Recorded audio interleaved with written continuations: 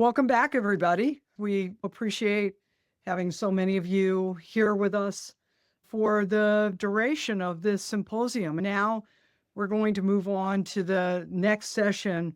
Always an exciting session for us every year. We ask some of the ecosystem partners we work with to share their latest innovations, how they can make it easier for you to apply material health information and use it to make more impactful decisions, both in your product development as well as in your projects. And so we have today Barbara Bachelum from BuildingEase, Andre Barros from Ace Lab, Kathleen Egan from Ecomedes, Terry Swack from Sustainable Minds, Rodolfo Perez from IWBI, and Wells Sellens from the USGBC and LEAD. We're going to do these in session 2 at a time, just as we did with the case studies, so that we'll have the first 2 presenters and a Q&A, and then we'll have the second 2 presenters and a Q&A, and then we'll take a 5-minute break at that point.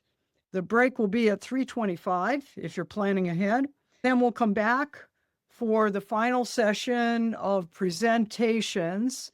Following that, we have our panel discussion where we invite our ecosystem panel to discuss the greatest challenge we have right now to advance this work and where we see the greatest opportunities. I think it's going to be an exciting afternoon, and I hope you are able to join us for all of this. So without further ado, let me introduce Barbara Bachelum.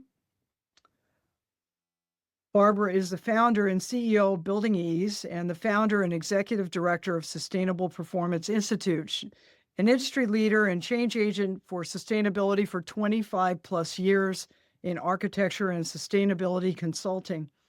She's a past founder and president of the USGBC affiliate in Massachusetts. BuildingEase is the industry's first tool to connect design through procurement, streamlining information flow and accelerating transformation to a healthy product marketplace. Based in Boston, Massachusetts, Barbara serves on the boards of Mindful Materials and the Carbon Leadership Forum. Welcome, Barbara. Thank you, Wendy. Let me see if my tech will actually function the way it's supposed to. Is it showing the right window, or do I need to swap screens? You just need to close this meeting window. There you go. This is quite a lineup, everyone. I'm so excited for all of this tech stuff. The introduction you just heard, I've been living in these problems for 30 years. I have to update my bio. BuildingEase is solving a different set of problems than a lot of the other tech platforms that predated us. I typically say we're standing on the shoulders of giants. BuildingEase is free to use for project teams and owners. We were the first official tech partner to Mindful back in 2023. BuildingEase combines pieces from the product catalog, which everyone needs, to complete workflow tool for project teams and Buyers Club to reduce the cost of the best products, improve sales for those products that are in the most demand, and a reuse, salvage, circularity piece of the platform. There's a lot that I could talk about that's going to be launched at Greenbuild, but I'm going to focus on one aspect today in particular. But a few things to know about BuildingEase as a platform. Our values are aligned with democratizing data. One of our biggest campaigns is death to spreadsheets. We all have wasted way too many hours on spreadsheets, whether it's with firms or manufacturers having to fill out 1 million spreadsheets. No offense to Microsoft, spreadsheets are wonderful, just not for this purpose. We've also automated standard setting. So firms who are gigantic have a hard time knowing when we make a good decision about health, how do we know that decision is going to be made consistently across every project? The only way to make sure that happens is automation, which is what we do with one-click compliance checking, easy to see what complies and what doesn't. And we port data out anywhere. So manufacturers, especially those who have amazing certifications, HPD data, declare, etc., you don't want to be filling out spreadsheets or sending your data to other platforms. We port that out for free. How many of you are obsessed with specifications? Specifications have been the holy grail that everyone, manufacturers, we want to get in specs. How many of the products that are in specs get dropped by the time the products are procured? Think about that. Maybe put it in the chat. We assume that specs are the answer, but the truth is that typically across projects, 40% of what's in the spec is not installed. It's either cut for cost or there's unwanted substitutions. We are blocking all of that. We want the healthiest products to maintain in the project through installation. Are important, but not enough to stop this leak. What I'm going to focus on today is a brand new thing that is so exciting. Every time I present it, I get goosebumps. It's a consultancy that developed a program called Basic, Better, Best. They've been using this way of prioritizing and assessing products through spreadsheets and then Airtable, and that's not really scalable and not usable by the whole industry. So I'm going to focus on that because it truly is an easy button, especially for firms who have not yet figured out how to develop their standards or what their standards should be. This is going to enable a tipping point in the industry to accelerate the adoption of the best choices across all projects and portfolios. In order to talk about Basic, Better, Best, I first have to start talking about the common materials framework, which is the foundation upon which Basic, Better, Best is built. Now, for those of you who, I don't know, have been on the moon, the AIA Materials Pledge is a voluntary program where firms sign up and commit to strategically improving the specification of better materials. Mindful Materials is the partner to AIA, developing the common materials framework, which is done by industry contribution. Mindful Materials is a nonprofit, so it's industry-driven, industry-led, and the point is to try and make sense out of this landscape, which is overwhelming, especially for younger junior designers coming into the market and being hit with 600 and more certifications, which is overwhelming for everyone. The point of what Mindful is focusing on, creating a common language and aligning both the demand and supply side of the market so that we can all waste less time using slightly different language, using spreadsheets, knowing what the demand is and what the answer is. We can't make progress and transform the market unless we have an aligned language.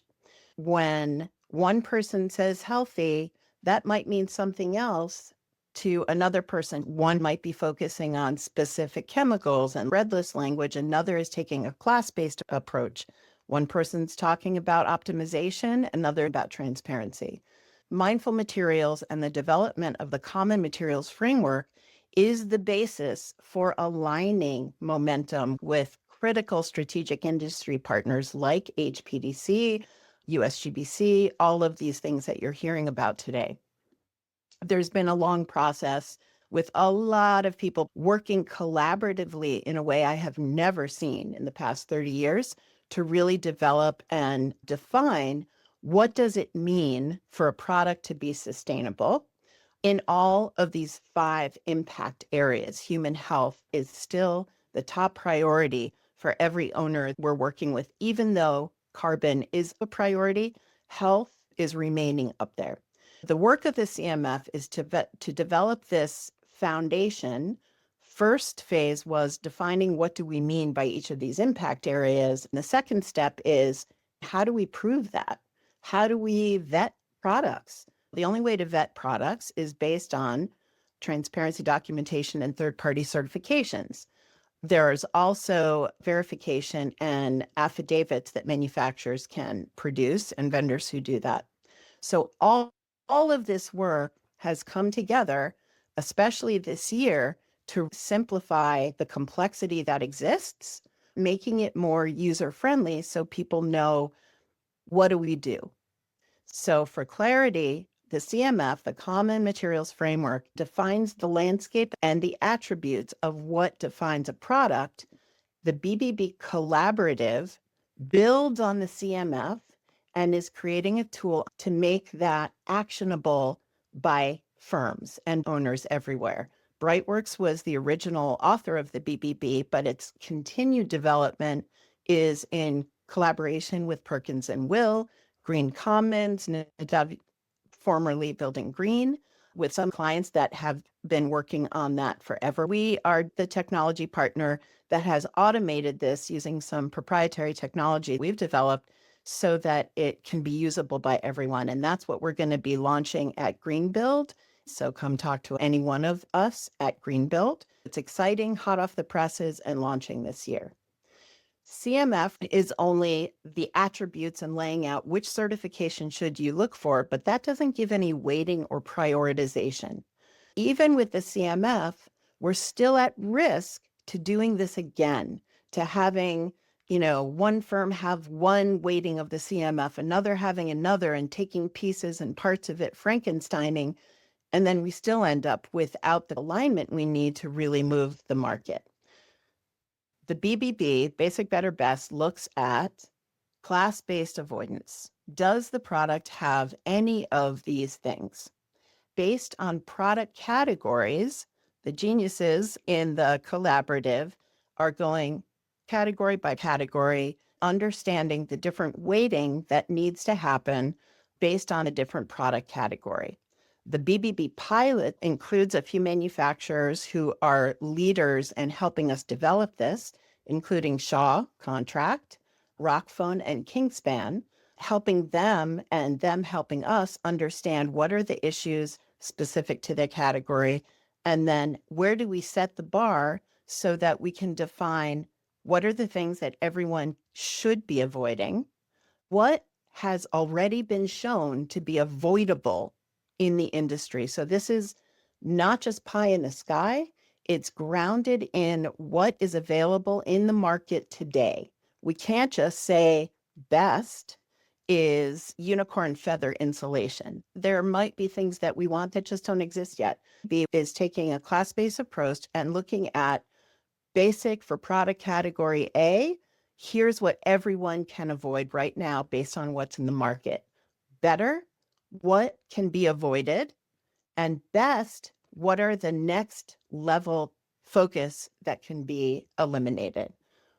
Once those things are applied, it's really easy to connect the dots to show which HPD, declare, C2C, what are the certifications and third-party transparency documentations that support this level of basic, better, and best? And then how does that prioritize what exists in the foundation, the common language, the CMF, and how does that get built upon? The result of this is one central library that's moving out of Airtable and is in BuildingEase right now, just not visible to the masses quite yet, but soon. And then being able to do that, you can look at each product, have each product automatically assessed, and then it shows up in specific owner or firm branded portals. And that means everyone within that organization sees the same results. I want to make it super clear. Basic, Better, Best is not a certification. It's not a one size fits all. Different clients, different owners, or different firms can have different priorities. One product might show up best for one client, better for another, and basic for another. It's a tool to make it easy to do the right thing based on the CMF, but it is not a single answer. It is not a certification that says this product is always the best. It's a way of giving people a tool to automate what does that look like for this client. So it's not saying your product is bad and your product is good. It's based on this. How do you fit in to different client priorities? That's coming in BuildingEase this year. It's being used already by pilot owners. Lastly, all of this is being supported by Mindful Materials with new things being launched this year. A data ecosystem report, which is super interesting for the geeks among us. And the second thing is an implementation toolkit for designers and product manufacturers, guidance to help folks do this at scale. For design firms, this is what it looks like in terms of time to go through the painful process of creating standards. This is what could be replicable by using the CMF, basic, better, best. And that's our whole mission, to make it easy to do the right thing.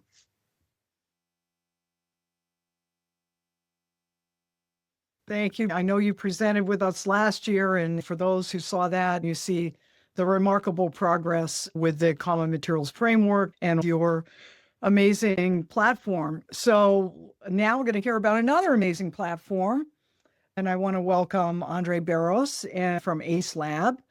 Andre and ACE Lab are the newest members of the HPDC Data Partner API group. As Barbara pointed out, where's that human health information coming from? The vast majority of that is coming from the HPDs in the HPD public repository. We have strong partnerships with all of these ecosystem players. Underlying that is the promise of the HPD to make sure that you have accurate, reliable, and consistent information so that you're not having one version of your product coming from this source of information and another version coming from this source, or they're not timely because they're not updated.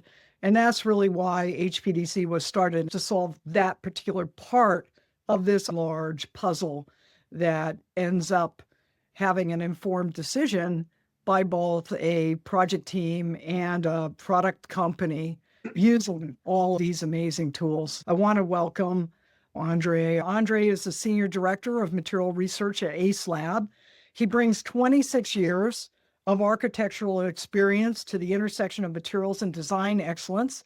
Andre is a licensed architect, AIA, and graduate of Illinois Institute of Technology. He's previously been with HOK, Wheeler Kearns Architects, Harry Weiss Architects, Shears, Adkins, Rockmore, and Storybuilt. He's based in Denver, Colorado, leading ACE Lab's Materials Research Initiative, and chairs the Mindful Materials Technology and Data Working Group. Andre describes himself as passionate about sustainability, materiality, architecture, and building platforms that connect architects with innovative products. So with that, Andre, would love to hear what you have to share today. Thank you very much. Let's see if this works. Thank you for the introduction, and honored to be joining this group. Can you see my screen? You are good to go. Great, thank you. It's exciting to be joining and kind of the new kid on the block. We've been doing this for a couple of years, but it does still seem like we are the new tech partner in the ecosystem. I think it's important to highlight my architectural background because, like many of the people on our team, part of what drove us to create ACE Lab was our backgrounds of being boots on the ground, making decisions, looking for products, and trying to tie together the resources that are out there into one place and just make it more actionable on projects. And I want to kind of just tell one really quick anecdote to explain, kind of where we're coming from as architects building ACE Lab. A couple of years ago, I was working on a project and designing the facade for a high-rise, went through the very common task of collecting data and samples of facade options and, collecting, everything, right? You're going to source A, source B, source C, pulling it all together. And I was so happy to bring my samples to a meeting with clients. The engineering team was there. And most importantly, the design build facade fabrication team. The lead engineer took out her hammer and said, "This is going to be an easy decision." And she walked by and wailed on my precious samples one by one, crushing them, except for one or two. And she's like, "There's our decision. Pick between these." It was crushing. You put all this work into it and then they're just shattered. But that data, that testing is really important to decision making. What we want to do is make that available sooner, to take out all the chore of collecting that and make it just normal. What we're doing is taking all those different sources of data, including HPDC, where we're very proud to be the latest partner, distilling that through our own database, where we are sorting, tagging, classifying data, and then surfacing it for designers, owners, other decision makers as actionable data in a workflow tool, appeals to the way that people are working day to day and avoids some of the repetitive work that all these different firms, all these different companies are doing over and over. The list of certifications we're tracking is higher than most because we're not just tracking data around sustainability. We think that's important. It's core to our mission, but we're also tracking data around all the other decisions happening on projects by owners, architects, engineers, designers, interior and exterior. That includes everything from aesthetics to VOC content to wind impact rating. We're even working on figuring out cost. We're very, very responsive to our users and what they're coming to us looking for. And that does include things like availability and shipping distance and cost. We're trying to incorporate all of that in a single source of truth in our database. Our database becomes the foundation of our users' data. We allow users to sort it, save it, but also layer in all of their own data. That might be, their own data might be just tagging, right? This is the way we tag up the stone for this project. But that can also be data for products that don't exist in our database. For example, we encourage the use of reclaimed materials. Our database will never contain the unique reclaimed bleachers that you're putting on the wall of your project. That's unique and special. So we want to make sure that whatever we do never gets in the way of users logging their unique company or project specific information. And that's true for the entire life cycle of the project, from owner standards all the way through operations and maintenance, and coordinating that into a single unified workflow. What I'm going to show here is actually, rather than just talking about our workflow, diving into the tool a little bit. And hopefully it's going to work. Live demos are always a little tricky, but you can see that you're on the home page. Once you're logged in, you're greeted with all these different options. You can do a search for a product. So try vinyl-free HPD flooring and getting those results. There's a lot of buzz around AI these days. We are using AI to assist in many of these tasks and processes just to cover the massive scope of data. There's a random sample, and you can see as you scroll through that it includes that aesthetic data. That's something that people care about. Features of the product that are unique across the category. I'll show another example in a minute where all of these change contextual to what you're looking for. And then all of the certifications. This is a great example of where currently we have the HPD available as a PDF, but we're currently implementing the direct access to all of the data surfaced directly and not simply as a PDF, making it actionable for the whole process. Once you've got your search complete, you can jump into your projects. Here's some sample projects I've got ready to go. Those material decisions that you've made show up in the schedule for that project. It's all the materials across the entire project. Or a big component, and something I'm going to repeat over and over. It's not just exterior. It's not just interior. It's not just flashy products. It's also the flashing. It's everything. Surfacing these characteristics as actionable data points, not just data buried in accompanying documents. It takes us the most time extracting and making that data actionable. Here you can see once you've created views in your project, you can filter them. In this case, a view filtered on just the products that have HPDs or EPDs. You can see fields of data set up for this particular sample project, including data that we loaded in and data that users loaded in. If I jump, for example, to a view focused on insulation in this project, and just make that bigger for a second. Again, trying to make this as user-friendly as possible, turning on a few fields here, adding, for example, R value for insulation products, and that shows up in the data that we preloaded for you. And there you go. You can see insulation values. I'm going to speed up a little bit so we have lots of time for everything. Another component of this is firm standards and firm libraries. You don't have to reinvent the wheel on every project. We recognize that a lot of firms spend a lot of time putting together their good, better, best list, right? Experts, librarians, sustainability consultants are pulling this information together. We're working with a lot of owners today who have their standards they want to bring forward. And so we allow you to build a library at a firm level that you can share and then add products from that library. So here, for example, this particular library's low carbon collection. The amount of data varies product to product and category to category. Some things are common in some categories and invisible in others. Once you have things in your library, we allow you to easily add that to projects. In the project schedule, you can just add products from that library. This is a really popular feature, particularly for those librarians who spend so much time finding products. Just add it to the library, click, you can pick more than one. I'm just adding one here.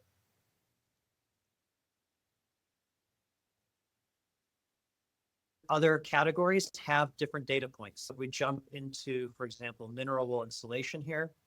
We'll see that it is going to return very different characteristics than the interior flooring product we're looking at. You'll see lots of different manufacturers. Our goal is to get every manufacturer possible onto the platform, to trust the data and to actually see the comparisons effectively. You want to be able to compare not just the good products, but the bad ones too. It helps to see things in context with all these other data points. And to that end of comparison, once you've got things saved to your project, you can create a comparison view. I'll jump over to that insulation we were just looking at and see the products side by side. This is my personal favorite feature. Rather than ordering all those, collecting all those from lots of different places, just automatically have those comparisons form and see those different data points. For example, Rockwool's products targeted for interiors doesn't provide water vapor transmission data. We're not magicians, we fill in what we find. If it's missing, we don't have it. Continuing through all that, excited about those comparisons. Lastly is collaboration. Everything we're doing is built around collaboration and communication. You can share conversations in the tool. You can share conversations with vendors. If you're working on a project and reach out to a rep for a sample or data that's missing, such as price, that conversation is saved with the project for all your team members to see. We make it easy to share that directly to your specs and the rest of the team. Complete coordination means that we're integrating with spec platforms and Revit so that we become the hub for all material decision-making, communication with all stakeholders, and bring these processes to the masses. We know the early adopters are on board. There are people doing this at the cutting edge really successfully. We want to now take the work that everyone's been doing the last 10, 20 years and bring it to everybody else so it's at their fingertips as well. We also really want to make sure that it's integrated into the entire process. It's not one more thing you have to do, but it's the default way of doing things through the entire workflow. Lastly, the cost and the value proposition. We're freemium models. The base tools we offer are free to all project teams and most manufacturers. We are trying to get as much data at people's fingertips as possible and reduce the barriers to adoption of all these great things. We offer premium options to offerings as needed for extra users. Thank you very much. You see some interesting similarities and differences, and that's what you're going to see in our ecosystem. One way innovation happens is people try out different approaches to solving the same problem. And we're delighted with the growing number of people trying to figure out how to use this complicated information and make that easy button come true. Keep an easy button right on my desk to remind me every day what our mission here really is all about. So with that said, let us see what comments and questions we have here. For Barbara, is BBB expected to evolve over time or to help this particular point of transition? The best list would currently take some effort to achieve right now, but we should aspire to be far further down the track. Yeah, that's a great question. Yes, BBB is evolving over time in lockstep with the CMF and industry input. We're doing a lot more in BuildingEase to take the data and the trends and leverage that back to the manufacturers and the supply chain to accelerate market transformation so we all have more better, healthy choices. It is evolving. It's not a static thing because the market isn't. Andre, any comment from your side on that? Yeah, no, we're also excited to be partnering with Mindful Materials. We've been working with them for the last year on developing that common materials framework. And we'll also be starting with Greenbuild, rolling that out to facilitate easier decision-making and reach a wider audience with that. Terrific. Let me see if we have any other comments or questions. A lot of excitement about seeing that development, Barbara, come to life. A lot of people have heard about BBB for quite a long time, and it's now going to be able to be accessed through the BuildingEase platform. So we're going to invite Barbara and Andre to stay with us for our panel discussion that's coming up. And I'm now going to go back to sharing my screen so we can introduce our next two presenters. We're going to lead off here with Kathleen Egan and Ecomedes. Ecomedes was one of our very first data partners for our repository API and helped us in the early going of the repository figure out, some of the basic how's this all going to work. Kathleen is the CEO and co-founder of Ecomedes. I was excited, Kathleen, when you joined a few years ago, bringing an incredible background, including being chairman of the board of the 5Jars Institute and working on many software as a service entrepreneurial endeavors involving data analytics and sustainability. Kathleen is based in San Francisco and has an MBA from Harvard Business School. Today, the Ecomedes product catalog features over 2,200 manufacturers and is harmonized with 35 product certifications and 4 building certifications. And I'll just add, also provides the back end to quite a number of other platforms. So Kathleen, with that, I'm going to turn it over to you. Thank you so much, Wendy. A pleasure to be here. Let me share my screen. Can everybody see my screen right now? You are good to go. Wonderful. So happy to be here. I thought I'd just start with a little quiz because Ecomedes has been around a while. So I want to do a quiz. What is Ecomedes anyway? Is it a lightning fast way to evaluate over 1 million building products? Is it a Bible for the manufacturers who use Ecomedes to find sustainability data that's always accurate?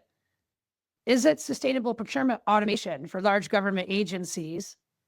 Are we a venture-backed startup funded by some of the very best investors in Silicon Valley, such as Microsoft M12 Fund? Or, as everybody could probably guess, we are all of the above. Ecomedes does different things for different people, which is why we have different ways of people referring to us, but our mission is always the same.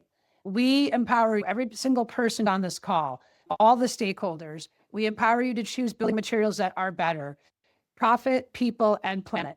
And we sometimes debate the sequence of those three, but it's the 3 Ps. They all matter, and it's all about why we get out of bed every morning and have been doing this for a long time.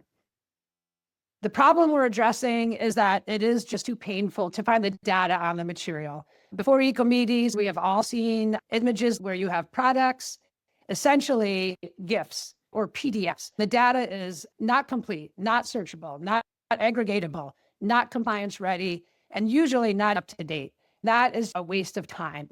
This is an example of the catalog we host for Saint-Gobain. It is complete, organized, fresh, linked to third-party verified sources with attribution. It's filterable, sortable, searchable, ready for compliance, and a sales tool. We put profit first because we think sustainability should help manufacturers grow their business and help A&Ds grow their practices too.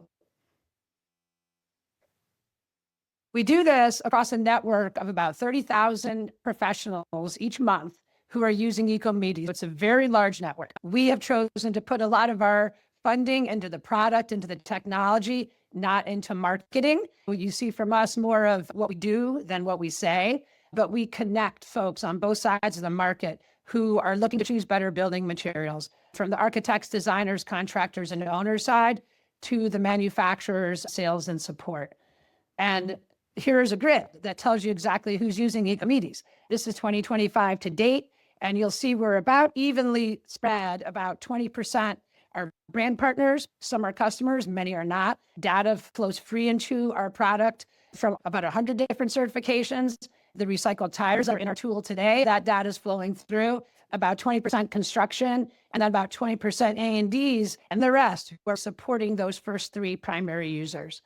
We also measure the existence of data and the interest or demand for data. Wendy mentioned that we've got about 43,000 HPDs, we have about 26,000 EPDs, and we also measured the demand. This is public, it's on a website. We've been sharing this for years. Our friend Annie over at Mindful Materials tells me she looks at this almost every day. It tells you by category and any date range you want, what is the demand for all those different certifications. And there's a lot of them. So it's a lot of data, but we don't want to lose the reality of all these being necessary by oversimplifying it. We go down to detail. To give you a tour of our product today, and then I'll show you what's new. To start the tour, we're going to do it through the lens of our architects, engineers, contractors, and designers, discovering and finding materials, evaluating and collaborating on them, and then doing the documentation. Here's a discovery, and you'll see on the left a detailed left-hand nav. I started this search looking at construction materials, specifically for gypsum board, and I wanted to look into human health using the Mindful Materials framework. We have been working with Mindful Materials for over 4 years. We were the original tech partner that automated the Common Material Framework and work on their volunteer boards to help evolve it. You can go into human health, down into VOCs, and see exactly which brands meet this. You can pick and choose and get to the materials you want, and then share these links with your teammates for specifications. We also host it for manufacturers. Here's a view of this Stengo Bomb portal. I saw Anita on this call. Hi, Anita. This is Armstrong. They have 8,405 HPDs. This is a massive amount of transparency from Armstrong. Each of these portals are leveraging the same common database, but we're filtering it and configuring it into the language and into the priorities of that manufacturer or the buyer, as the case of the Department of Energy and the Government of Canada. It's a multi-purpose database that serves a lot of different stakeholders. Then we move into evaluations. Here's where we get down to the product detail. You have information, what we call merchandising information, the product description, the photo. You can reach out to the brand here. You can evaluate it against about 30 different rating systems, from the Common Material Framework to LEED 4.1 for data centers. The first thing you'll see is an English summary of sustainability highlights. This is where we're trying to cross the chasm from the early adopters to the majority by putting this in English. Then you get into the detail. This is an index of all the information, all the third-party certifications. It is complete. You don't have to wonder, am I missing something? It is complete for all the public data on these products. And we tell you where the data came from and when it was last loaded. So this product was updated on October 10th, 2025. So it is 4 days old. Most of our data is under 20 days old. It's very important that you look for this wherever you get your data, because there's a lot of stale and incorrect data out there. Then you get to the final section where it tells you for each lens what information is available. Nobody does this alone. This is a team sport. If you have a project, which is a group of products with price and quantity, you share them. We have a sharing function. You can collect feedback. We keep it very simple: thumbs up, thumbs down, comments. You can also add documents and photos. So if you have installation photos or, specs or cut sheets or anything you want to add to the product to share with your team, now this is private to your team. So you can share internal documents. It doesn't go into a main database. It's just for your team. You control who becomes part of that team. Then we go into documenting material compliance. At the end of the day, what got into the project? What got purchased? We automate what a lot of consulting firms charge to do. We think there's a very important role for consultants around change management. We don't think they should be doing this. Technology can do this really well. This is not AI. This is deterministic code using exact lead specifications. You got the credit because of this HPD on this product. We also do deep compliance reporting for mindful materials across the AIA impact buckets. And we're the only tool we know of that goes down to the taco level: transparency, assessment, commitments, and optimization. This common material framework is comprehensive. And for the pros in the room who want to get down to that level, you can do it. So we're trying to meet the needs of deep pros as well as the everyday user. Now we're going to flip the script and look at the manufacturer side. Manufacturers have their own workflow. They're answering questions for customers on the phone, customer support, or via email. They're trying to summarize materials either for a particular project, a particular order, or maybe 2 years of data that they want to see. Show me what you sold me for the last 2 years and how it measures up. Compliance with the rating systems. Different from the A&D side is data services, something we've been doing for close to a decade and are the best at it, maintaining this data on behalf of manufacturers. And coming soon, we're in beta right now on export services. So as you'll see, there's a lot of hungry systems out there that want more data at the same level of freshness, accuracy, and attribution that we have in our system. And so we want to influence the decision makers at the point of evaluation in other systems. And that will be coming soon. When you go to summarize it as a wrap, this is just one example of many ways to summarize it, but it's just a simple view. You can pick what goes across the top and what goes down the bottom. The rep can grab this, put it in a proposal, or the architect, consultant, designer can grab it for their materials. It can be used for comparison or documenting a finished project. This is another way to summarize. We call this our dashboard. We're tallying up embodied carbon and what % of the material in my project has transparency. That shows 0 kilograms of carbon doesn't mean it doesn't have any embodied carbon. It just means it's not measured. We tell you what % has transparency for carbon. We break it out over the different phases of creating those materials. We can show you different certifications. Circularity is where it becomes in the eye of the manufacturer. How do they want to represent their products? This is another way we do this for manufacturers. Tally up. What's the competition got? Where do people have it? We always look at EPDs and HPDs as a core piece of trying to stay ahead of the competition and be differentiated in the market with their offering. What's new? In 2024, we released features that were mostly related to managing these projects easier, summarizing them in the grids. You can download. I hear all the time people say that some providers hoard data. I think they're referring to us. We offer a download to CSV to take out any data that you want. So that if you see someone using the hoarding term, tell them that's not true. We allow you to clone projects. So once you get a great set of materials, you don't have to re-enter it. We added PFAS address filtering in our partnership with the EPA. This year, you saw the carbon dashboards, you saw the sharing. We ended Intertech Clean Air certification. We're always adding more data.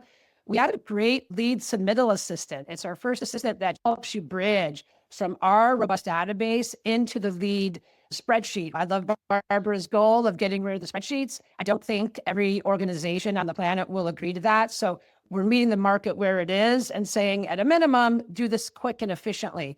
And so you can automatically take data from one format to the other without it becoming your job. And we released Scout. I'm going to show you more on that in a minute. That's in beta and will be GA next year. What's coming next year includes Lead 5. We'll share the date for that at Greenbuild. The export service I mentioned is a way to get the data out. And we will begin translating into other languages. Many of our manufacturers are global and would like people who don't speak English to get green building materials too. On the export, we have a page, we're collecting information. We are collecting a survey of endpoints where folks would like to see their data go. We're in early access mode. And I think a very large sampling company will be our first destination. We're working on that by Greenbuild. Something very important to us is data quality. We're developing a data quality index. Invite anybody who cares about data quality to tell us what you think is important. There's a lot more data being created, much of it by AI that isn't all accurate. As we start shuttling data to more places, We think it's very important for us to self-score our own data so the destination knows what they're getting and the quality of it, and they will know what to do with it. The last innovation I'll share is Scout. The idea is that it's an AI conversation with the notion that not everybody speaks sustainability. This assistant is going to help you build your request details and take it from English into the detailed sustainability language and then share it with reps. So you get recommendations based on what you need. So on one side, and this is in beta and available today, we welcome folks to test it. You start telling it what you need, and it knows all the nooks and crannies of what makes a complete request and helps you fill that out. If anybody wants, you can scan that, join the early adopters. We've got architects signed up and sales reps signed up. It's the sales rep who comes in to work with the architect once they understand their requirements. So we think it could save everybody a lot of time.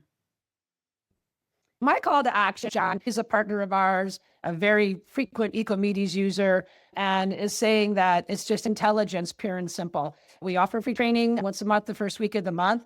He's saying just do it and hop in. So it is free, similar to what Ace Lab described. We do have additional services you could upgrade to, but for the most part, the A&Ds who are searching for materials are going to use it for free. It's pretty self-explanatory. We'd welcome you to come to monthly training sessions. They're very spirited, and you might even meet some new friends because it's a community and we're all in it together. Thank you so much. And as I'm listening to these presentations, I'm reminded of my experience, in the tech industry. I happen to work for the Intel Corporation. It was in its heyday when the chips we were making were in the majority of platforms. One of the things we're really benefiting from here is a thriving ecosystem.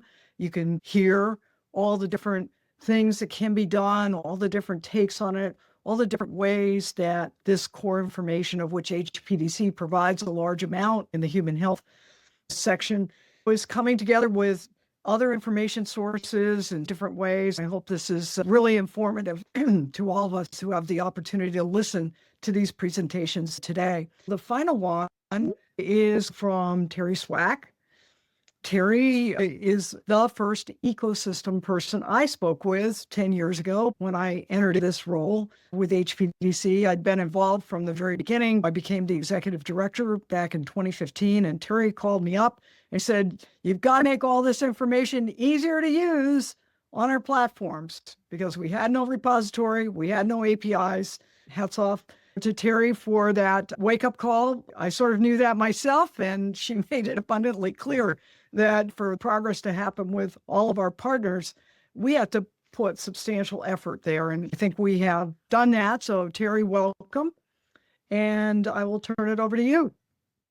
Thank you, Wendy. I'm thrilled to be here. I've really been thrilled to collaborate with you over the years. We've done a few webinars together. We always have fun doing those. And I've been on the technical committee for a number of years. So I like to be on the ground floor of methodology and technology as it's developed. I neglected to add that you are the co-founder of Sustainable Minds back in 2007. Sustainable Minds is a cloud software and information services company based in Greater Boston. The Transparency Catalog now features nearly 2,200 manufacturers and provides life cycle assessment tools for greener product design. Thank you, Wendy. So today, roughly 17 years later, Sustainable Minds is the only end-to-end product transparency solutions provider for building product manufacturers. We get your products into projects and libraries. We are a program operator. We develop product category rules, deliver lifecycle assessment and health disclosure services, and publish environmental product declarations. All of that content goes into the Transparency Catalog. We work with building product manufacturers on their entire transparency journey or just the parts they need. So we work with industry associations to develop product category rules. We'll work with some manufacturers who need PCRs to publish EPDs because they don't exist. And many manufacturers we work with on the end of their journey to get their products with transparency content into the Transparency Catalogs. We launched the Transparency Catalog in 2016. Our data team has been working on data acquisition, data aggregation, data filtering. Because we've been around for so long, we're thrilled to share external validation to show that the top organizations working on high performance buildings, whether in the design or construction sector, rely on the transparency catalog to find EPDs, material disclosures, and high performance materials and products with transparency information.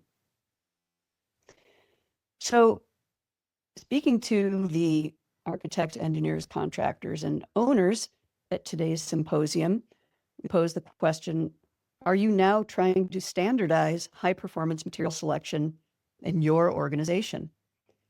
As you've heard from my colleagues, there's a whole lot of questions that need to get answered to do just that. It starts with realizing it is not just a tool problem.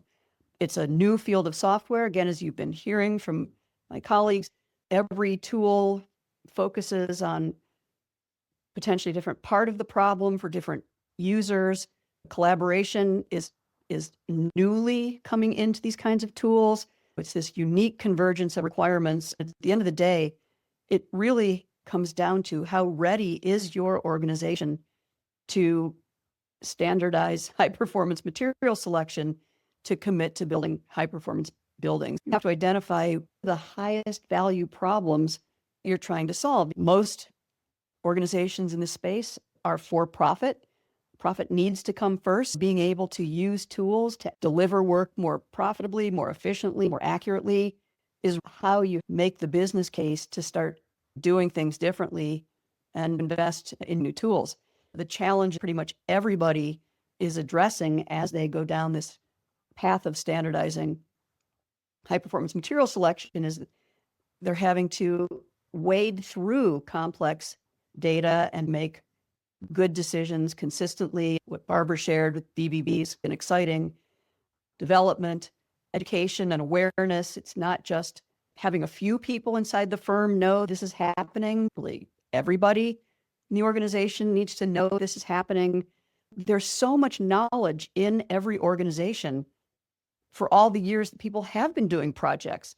There's got to be a way to harness all of that knowledge that exists already to use and reuse on projects and improve where gaps or improvement possibilities exist.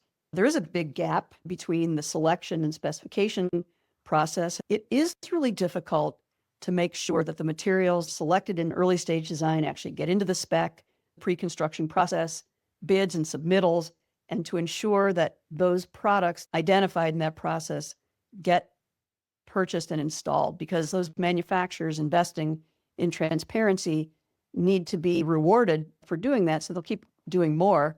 And then finally, for firms that have signed up to do material pledge tracking and reporting, this whole layer of reporting, LEED version 5, really raised the bar in terms of material selection specificity and the attributes of those materials. And so all of these things need to come together. That's a pretty heavy lift. We've been working on designing Project Builder Library since 2017. This has been a 7 or 8 year product development project as we've worked with hundreds of AECOs and building product manufacturers to understand the gaps in each of those project stages between design, specification, pre-construction, submittal, installation, and to realize the gaps are caused by silos in tools. To address that end-to-end process, there needs to be an end-to-end collaboration space that everyone involved can be working with access to the same information, the same data, the same knowledge, and to be able to use and reuse that knowledge as it's being acquired. Our goal is to make low carbon and healthy material selection accessible to all project teams. The way we do that is by making the information in the transparency documents easy to understand and use to make decisions, not just easy to find. Because we're a program operator and we've been in the technical services delivery space for 17 years, we have deep knowledge of the content that goes into creating these disclosures. And because we create these things, it's not difficult for us to deconstruct the content in the reports to make that information understandable and easy to use to make decisions. So transparencycatalog.com, it's free to use. You don't even need a login. Anybody can search for products and materials from the front page using this master format selector. Today, there's over 2,300 manufacturers and industry associations across 28 master format divisions, over 1,000 master format sections. We were early partners with the Deltec folks, Master Spec. So we understand specifications and the importance of master format. In the Transparency Catalog, we include every EPD from all North American program operators. They're classified by product-specific, industry average, and optimized material ingredient disclosures, both via API and spreadsheet from the leading programs. And now we're in the process of adding all the low-emitting certifications from UL, SCS, Intertech, Berkeley Analytical, and Mass Green, so that now all associated with one product is the top 3 most searched and used transparency documents for material selection. To make low carbon healthy material selection accessible to all project teams, it's critical to make the information understandable and easy to use, not just easy to find. We spend day and night making a user experience in our tools to the extent that really anyone who's trying to move their organization towards standardizing high performance material selection can easily be involved in that process. So from the manufacturer's perspective, we have a very compact listing design, like the site of a company's website, through the lens of transparency. At the core of the listing is this product table. The horizontal axis is the master format section number that the product is in. They can merchandise that listing by adding a brand name, a product line name, an application type. You can download the spec from that section level. The vertical axis allows the user to go right to the product page on the manufacturer's website. We don't believe in managing a lot of content about products someplace other than their website, which should be the single source of truth. We correlate in these vertical columns environmental performance. This column is both material ingredient and low emitting. We correlate the EPD's material disclosures, low emitting certificates that go with that product. We link to that disclosure, give you information about it, scope and regionality, the validity period. We were the very first data partner with the EC3 tool back in 2019 when they were just getting off the ground.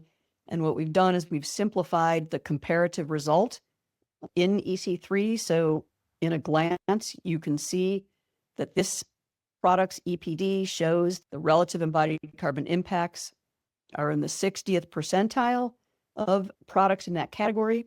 And in the right column are all of the material ingredient low emitting disclosures linking to the disclosure type, and then telling you what the results of the disclosure are. This is pretty critical. We're showing you that the declare label is red list free. We're showing you that the HPD was screened at 1,000 parts per million, characterized, screened, and identified. It has a benchmark 1 ingredient.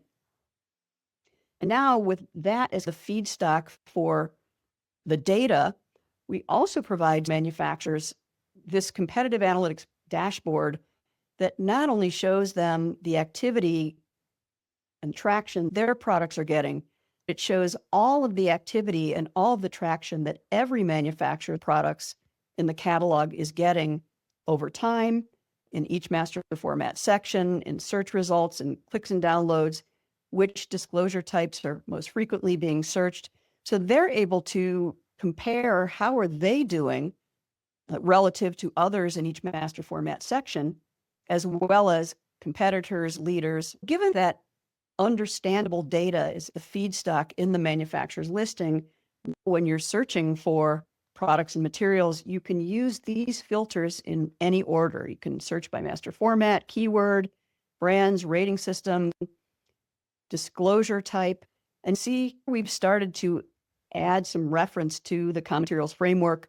We're showing the impact area contribution of each disclosure type, but we're enabling you to filter by the disclosure level or result that meet your selection requirements, your firm selection requirements, your client selection requirements.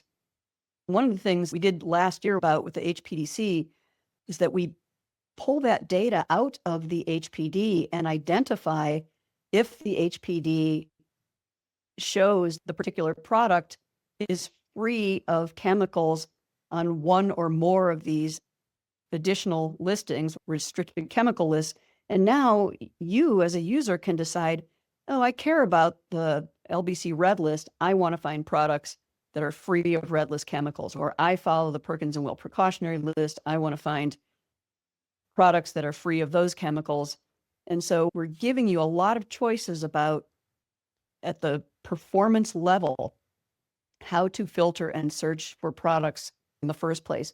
We have that carbon comparative result data. You could start a search by saying, I'm looking at division 0510, structural metal framing, but before I do any other filtering, I want to set my carbon threshold at the 20th or 40th percentile, and then I'm only going to see products from manufacturers with EPDs that show they are in that lower threshold. Now that you understand the data in the transparency catalog, you can see that it's the natural evolution of the transparency catalog to build project builder and library. Organizations can collaboratively capture the knowledge and experience they've created in the past and going forward to build their internal digital knowledge base of materials. They can create projects, project templates, product collections according to your own selection criteria, but with live, up-to-date product and transparency content. So just fast forwarding in Project Builder and Library and using your selection criteria, you can source products from your library, you can other projects, you can add products not in the transparency catalog from any manufacturer. We automatically classify all of the documents by the CMF. If you're working in a catalog or in a project, you can filter by all those same filters in the catalog, also in your project, to see how you're doing. You can collaborate at the product level, at the project level, because we're classifying documents that we provide as well as documents that you add.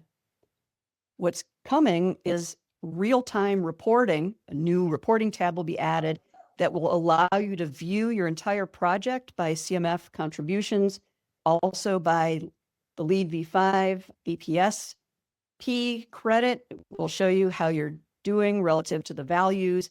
You'll be able to forecast how you're doing relative to earning that credit and track in real time the contributions to the AA Materials Pledge and export that project in the AA Materials Pledge spreadsheet and send that right to the AIA for pledge reporting. You can use today's spreadsheet export for that very same purpose because it tracks all of that data about the disclosures that you're being asked to report at the product levels. That is my presentation, Wendy. If you're Greenbuild, please come see us. If you're interested in taking a look at Project Builder and Library, please contact us and we'll set up a quick show and tell and assess your readiness to get started. Terry, and thank you, Kathleen. We can open it up now for questions for Kathleen and Terry, and I see one, and I think it would be applicable also to Barbara and Andre. Are any of you working to ensure that your data is also in Green Badger? We're in the process of that, along with several other endpoints that need fresh data. Like Wendy mentioned, multiple tech companies source their data from us, and we're looking to make that more following a process than ad hoc and anecdotal. Yes, that's in process. Yeah, same thing. We have API. We're developing API relationship with Green Badger and a bunch of other tools. Lots of people use Green Badger and need that connectivity. So we've been talking about a two-way flow of data. So expect to see, a lot of innovation in this space in the next 6 to 12 months. We have two more amazing programs to hear from, Rodolfo and Wes from Well and USGBC. A lot of the, what's in it for building owners and the project teams comes about when they use this information and these platforms to do a project with Well or Lead. So with that, I am going to introduce Rodolfo Perez. He is Senior Director of Standards Development for Water and Materials and the Concept Lead at International Well Building Institute. He leads the development and maintenance of materials and water-related standards. He is an expert in promoting transparency in products. If all of us who have worked with Rodolfo know that's certainly true, and fair labor practices, combating modern slavery in the built environment through the WELL standard. He works at the intersection of health, sustainability, and building performance to create healthier spaces for all. So Rodolfo, I'm going to invite you to share your screen. Thank you. We're excited to have you here and hear about the latest in Well with regard to material health and the intersection of all this data in the Well standard. More than happy. Do you see my screen? Am I confirming? You got it. You're good to go. And you hear me well? Yes. Excellent. Thank you. When you say, I'm Rodolfo Perez from the International Well Building Institute. I would call myself an expert earthly, but to try as far as I can bring health and supply chain and highlight everybody's work towards a better built ecosystem currently in Argentina at the moment. So if my background is kind of, it's because I'm in a back room and in a building here. All right, but let's talk about materials. And particularly what I want to talk today is about how materials in Well have evolved and what we're up to. This workshop is pretty much to know a little bit about what's up, what's next, and hopefully you'll get an idea of where our directions are and reflecting a little bit of the past to look at the future. If IWBI is basically the system that puts health first, people first into buildings, communities, and organizations. So we're trying to lead them when it comes to building health and provide a rating system that enshrines, as I said before, physical and mental well-being. In a few years in this quite fresh data, you'll see that we've grown to over 6 billion square feet in 130 plus countries, including Argentina, where I'm right now, and many others. It's interesting to be abroad and see actually the growth. Even here in Argentina, we had nothing certified yet last year, or some of them very iconic, and we'll hear more about it later. But I think the growth is really encouraging. Hopefully, we'll continue that trend. You'll see it grow a lot in 2020 after the pandemic. Health matters. We learned something the hard way, but hopefully we unlearn that lesson and actually expand it and make it even more attainable and approachable to us. So the question is, I want to reflect a little bit about this evolution. How did we get here? I mentioned pandemic. Definitely our focus on health has been our key. When we talk about health, social, mental, and physical, but we started maybe medical in a more, less flexible way to tenants, visitors, owners, and because of the need, because it's important. When we talk about health, definitely need to expand. How can we call a building healthy if it basically alters or damages health of someone else in the process? Health is not the same for everyone.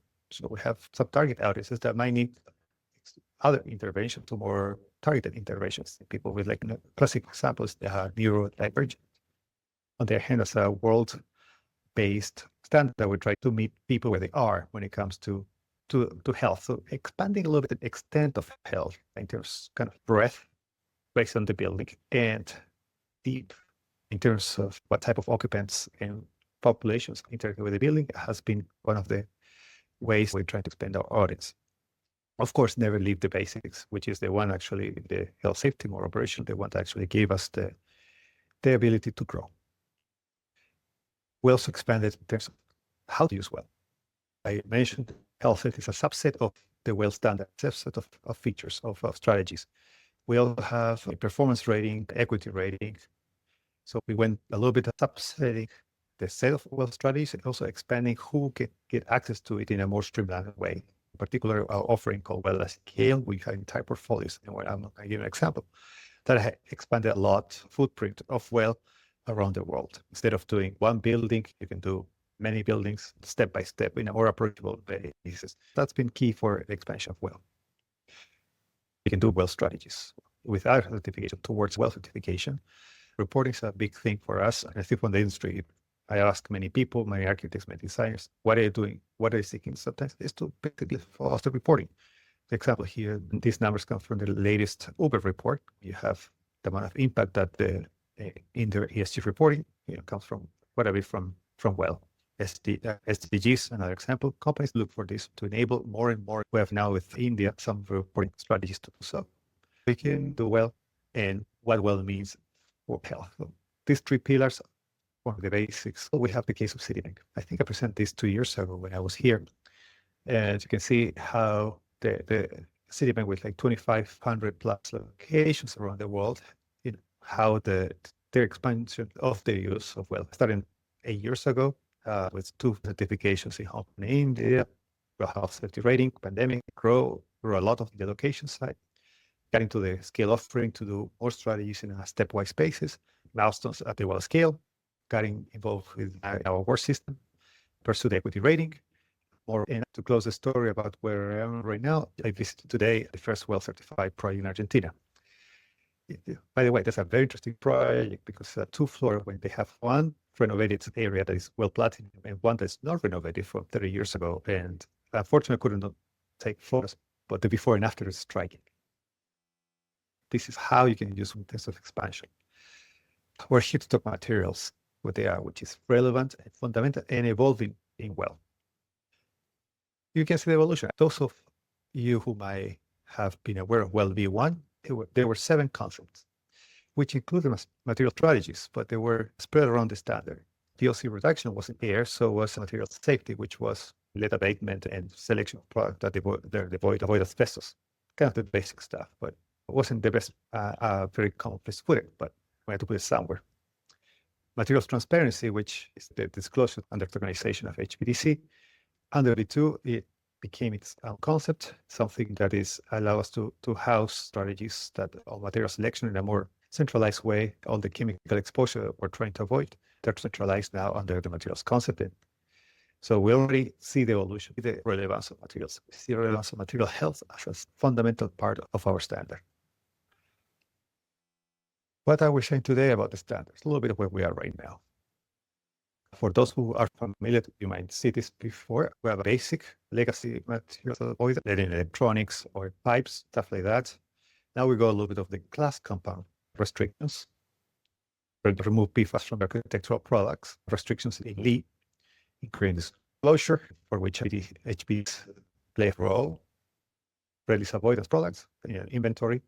And recently, the reason why I wanted to put this is in this 2024, we released our failure build products feature, which was a process that took us a couple of years to develop, but I'm very happy with what we came in and gives us ideas of what you can do to start, to bring health and supply chain, which is often neglected, the source of real health damage in materials fabrication. This is a problem. Like 28 million people are under modern slavery conditions at this moment. It's something that we've worked with lean experts around the world. We got a lot of input from Nora Research from the Center for Freedom, where we work together, trying to put something out that can drive the movement, drive recognition, and trying to find ways to get out of it. If a manufacturer pays fair wages, money talks. You pay fair wages, you're more likely to protect your workers. So it's not perfect, it's a good proxy. Similar, if you have certified raw materials, particularly those that are in conflict areas, you can do. We give you points. If you audit your supply chain, that's another alternative. If we're able to present audit reports of your manufacturers, supply chains, that they state publicly what they're doing or what the problems, you get points. It's the first step of many. It provides a roadmap to start having the conversation and actual recognition of this problem. We also have, in the expansion of materials, it works with well-program certifications like licensing, matching what manufacturers have in their spec sheet, product transparency, the chemicals that are avoided, something you can create disclosures as an HPD. We license your ability to say where does it fit into the well standard, not only in the materials health, but also in performance. For example, a good panel might give you a good STC that might help achieve some well credits beyond the materials health. So an easy way to expand the system. When we talk about evolution, what I'm trying to do here. First of all, we're going to double down alignment. I mean, if you heard me before, you might hear the word align many times, and I'm not going to stop repeating it. We need to align. Whenever we talk about materials, when we talk about health, we need a common language. We cannot go alone. Make sure that we can say the same thing at all places, at all times, should help. When we ask for information, that's what we're trying to do, and collaborate in those examples. Speaking of collaboration, we need to leverage other organizations to lead in the field. In the mindful materials concept, we work with HPD, we work with the USGBC and other rating system to empower each other to grow this movement. Otherwise, it's not going to grow. Clarity and flexibility are interesting. We're taking a look at the standard to make sure the language is clear. We're doing like large revisions to meet people where they are. And the flexibility side, we're trying to actually, again, meeting people where they are and trying to find out how they use the material strategies in a way that helps. Sometimes we might overwhelm people with our strategies. We're trying to avoid that, trying to meet them in terms of what their goals are and how can they use well to actually advance materials health. Advancing doesn't need to be full certification. We don't have a good way yet to put our material design selection practices into smaller steps, but we'll get there. And that's what we're trying to do, to take a hard look at the standard without changing the strategies much, but giving the flexibility and the clarity to get the content in to a wider audience. To expand who they are, to use more of what we have. We're working on it, which we've heard quite a bit today. The unified language, we can improve how to assess materials. We can quantify impact. We can do better benchmarking. We can tell a better story. Something that we do in designing, so try to tell a story, trying to have a conscious design that needs to be conveyed to owners and occupants. Health reporting is important. It's not who to tell directly, but how can we report in a more structured framework? What do we want to do together? Not alone, I guess, increase audits to the entire movement. We're still a small version of the entire built environment. We need to see audits. And let's go big. We might not be perfect. Let's not be perfect to be enemy of the good. Let's go bigger and transform the market in a better way. I hope you got a little bit of what we're trying to do. And happy to take questions at the end. And thanks, Wendy, for this opportunity. Rodolfo, thank you so much. And in the interest of time, I'm going to move right along to our final presenter in the ecosystem, Roundup, which is Wes Sullins from USGBC. Wes is Director of Codes and Technical Development and Director of LEAD at USGBC. He's a LEAD Fellow and advocate for circular material economies and regenerative built environment. He currently leads the LEAD Material Resource Technical Advisory Group and manages technical development at USGBC. So welcome, Wes. Thank you, Wendy. Need to update my bio. I don't do as much on the codes as I used to. However, USGBC helped co-sponsor the International Green Code, and there's a provision in there for no coal tar sealants. If everyone adopted the model green building code, that would be commonplace throughout the world. I'm here to talk about LEAD version 5. There's been a great deal of talk around amazing alignment and harmonization. Wendy, I can't believe this is the 6th symposium, so congrats on that. And as there's been mentioned, LEAD version 5 a few times, just wanted to give the timeline of where we stand. We're right on the cusp of our conference, Greenbuild, coming up at the beginning of November. We're going to have lots of things released at that time. Going into next year, the close of registration for LEAD version 4 and 4.1. Now, those projects will still have 6 years to certify. From the time of registration, you have up to 6 years to complete your certifications. So things that have been in place since LEAD version 4.1 and version 4 are still going to be around for a while, but we're really excited where V5 is going to move things to the next level. A few key updates to material health and LEAD version 5. The biggest one is a new credit. called Building Product Selection Procurement, BPSP. It's about how we get building products selected and then bought that are multi-attribute and taking an approach to material selection that gets at the product inventories as core. They're built on things that we've been doing for years in LEED, like HPD labels and EPDs. There's also greater alignment between credits. The low emitting materials used to be a credit in the indoor environmental quality credit category. It's now put into materials and resources, and it allows us to simplify documentation with those credits. And similar to how the low emitting materials credit has been achieved in the past, the new way of scoring products and getting points is by product categories. So not just picking 20 or 30 or 40 products from anywhere. We want to see them optimized in specific categories. And the other thing is to level up. We had introduced this idea of multi-attribute because we'd like more and more products to keep moving up the ladder from transparency and disclosure up to full optimization of products. That'll be key to getting your points in LEED. Here's a snapshot of the materials and resources credit category. The two highlighted ones have the most direct interaction with material health. You'll see quite a few points available, especially in interiors projects, for these credits and points. Here's a snapshot of how the previous credits in LEED version 4 and 4.1 have been combined into this product selection and procurement credit. EPDs, sourcing of raw materials and material ingredients, are now this BPSP credit. That credit, including low emitting materials, rewards a selection of products from these categories you see on screen. Points are awarded by specifying and installing products with attributes across an entire product category.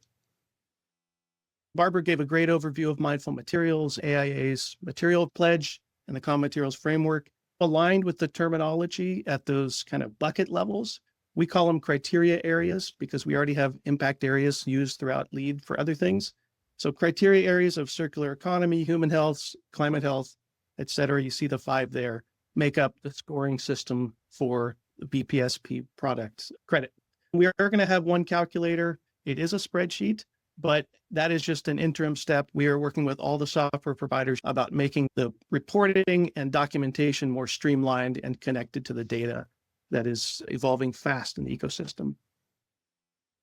The way we score products in LEED is we give things levels. There's a 1, a 2, and a 3. Level 1 is assumed to be things that are a first step. This is your traditional transparency, disclosure, recycled content, things like that, that are pretty widespread in the industry for select building materials, but things we want to see more of. We want to see more manufacturers and more products achieve. So we're trying to get to scale on those level 1s. And those are worth a 1x multiplier in our credits. The second level is level 2. And that's at a leadership position. Those are products that are optimized in some way and are really the leading top 10 or 15% of products in the marketplace today. And then level 3 is reserved for elite products, the top 1 to 5%. These are cutting edge sustainability products that are leading the market. And we're hoping to dangle a carrot there to get more projects to spec those and more manufacturers to develop those products. It's not unlike basic, better, best, except that this is a score defined by LEED. As Barbara said, that is a scoring system or ranking system based on priorities of the customer.